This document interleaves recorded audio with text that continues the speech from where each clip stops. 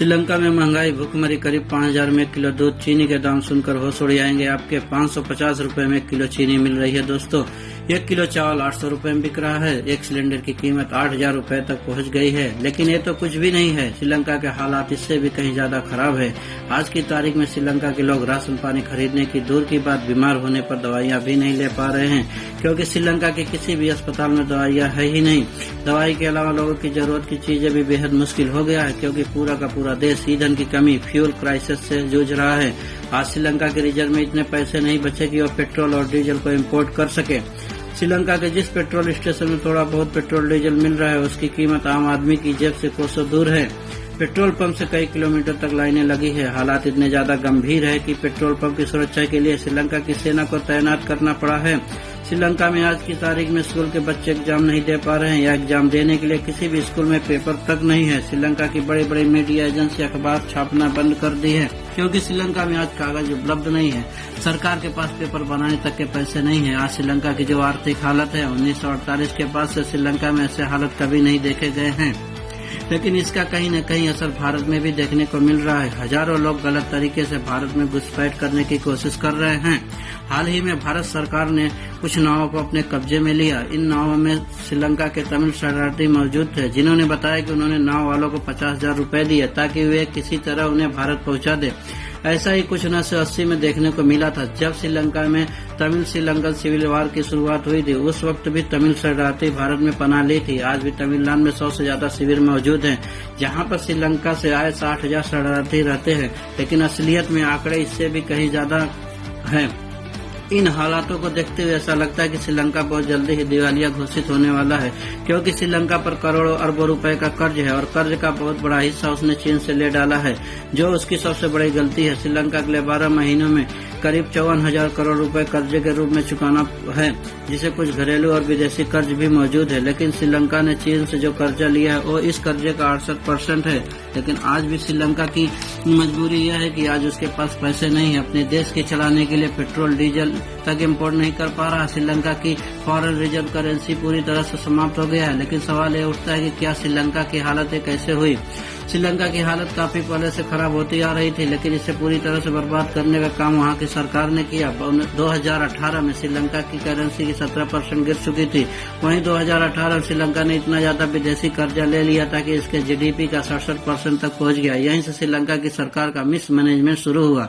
श्रीलंका की सरकार में ईंधन की सब्सिडी को खत्म कर दिया और टैक्स को दाम बढ़ा दिए। इस वजह से आम आदमी को मिलने वाले सामान के दाम आसमान छूने लगे। लेकिन इसके बाद 2019 में एक के बाद एक लगातार कोलंबो यहाँ तक कि 3 चर्चों में बम धमाके हुए। इस बम धमाके में 269 लोगों ने अपनी जान गंवा दी। उस वक्त श्रीलंका की राजपक्षी सरकार अपोजिशन में थी। राजपक्षी सरकार लोगों से वादा किया कि अगर वो पावर में आए तो लोगों को ईंधन में सब्सिडी देंगे, टैक्स के दाम कम करेंगे, किसानों को सब्सिडी मिलेगी। वहीं श्रीलंका को बाकी देशों से ज्यादा सेफ बनाया जाएगा। बस अपने वादों की वजह से 2019 में गोटाबाया राजपक्षे श्रीलंका के प्रेसिडेंट बन गए और 2020 में महिंद्रा राजपक्षे यानी उनके भाई को श्रीलंका का प्रधानमंत्री बना दिया गया। पावर में आते ही गोटाबाया राजपक्षे ने सबसे पहले सारे टैक्स के दाम कम कर दिए। वहीं कुछ टैक्सेस को हमेशा के लिए खत्म कर दिया गया। वहीं से सरकार को पैसा कम मिलने लगा। वहीं उस वक्त श्रीलंका पर 68% का कर्जा चढ़ चुका था।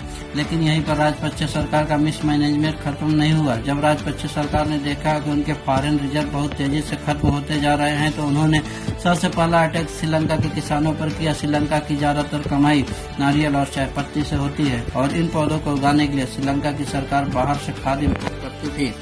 अपने फॉरेन रिजर्व को बचाने के लिए श्रीलंका के लोगों से कहा कि आप ऑर्गेनिक फार्मिंग करिए और लोगों को हेल्दी बनाइए। लेकिन राजपक्षे सरकार का निर्णय सबसे ज्यादा गलत निर्णय था। खाद न मिलने के कारण श्रीलंका की खेती पूरी तरह से बर्बाद होने लगी, जो कि श्रीलंका के किसानों को ऑर्गेनिक फार्मिंग करने का तरीका नहीं आता था। श्रीलंका की राजपक्षे सरकार सीधा चीन के पास पहुंच गया और वहां से उन्होंने ऑर्गेनिक खाद इंपोर्ट करना शुरू कर दी। श्रीलंका ने करीब 20,000 टन ऑर्गेनिक खाद चीन से खरीदा, $49 मिलियन में। लेकिन हैरानी इस बात की थी, जैसे किसानों ने इस खाद को अपने खेतों में इस्तेमाल करना शुरू किया तो चीन के खाद पेड़ पौधों को खाने लगे, पूरी खेती नष्ट होने लगी। आखिर में श्रीलंका की सरकार इस पूरी खाद को वापस पैक किया और चीन को वापस कर दिया। लेकिन इसको वापस करने में श्रीलंका सरकार को $7 मिलियन का ट्रांसपोर्ट कॉस्ट भी देना पड़ा। लगातार श्रीलंका की आर्थिक स्थिति खराब होती जा रही थी, खेत बर्बाद होते जा रहे थे, चीजें महंगी होती जा रही थी, लेकिन लोगों का ध्यान इस तरफ न जाए, इसलिए राजपक्षे सरकार ने कम्युनल वार छेड़ दिया। जातिवाद का एक ऐसा युद्ध छेड़ा कि इसकी वजह से कई तमिल और मुस्लिम इसकी चपेट में आ गए। गोटाबाया राजपक्षे की सरकार श्रीलंका में रहने वाले तमिल और मुस्लिम लोगों के खिलाफ लंका के लोगों को भड़काना शुरू कर दिया।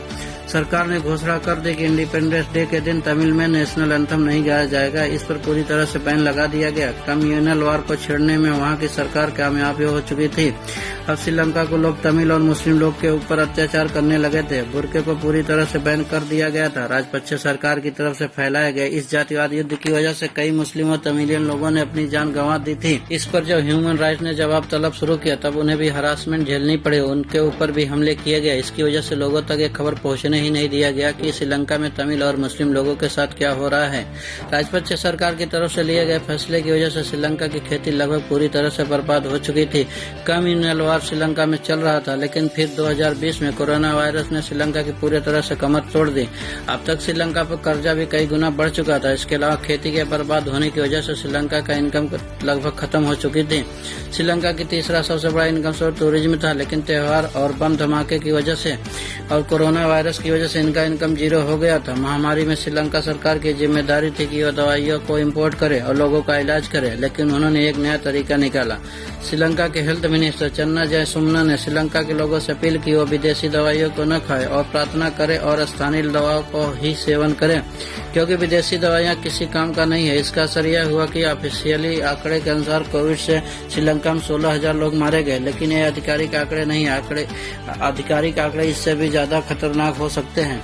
इसके बाद रशिया और यूक्रेन की युद्ध ने श्रीलंका की और हालत खराब कर दी। पेट्रोल और डीजल की सप्लाई बंद हो गई, जरूरत के सामान आने बंद हो गए। आज श्रीलंका ने और भी ज्यादा कर्ज लेना शुरू कर दिया और आज उनकी हालत यह हो गई कि उनकी जीडीपी यानी उनकी कमाई से ज्यादा उनकी कर्ज हो चुकी है।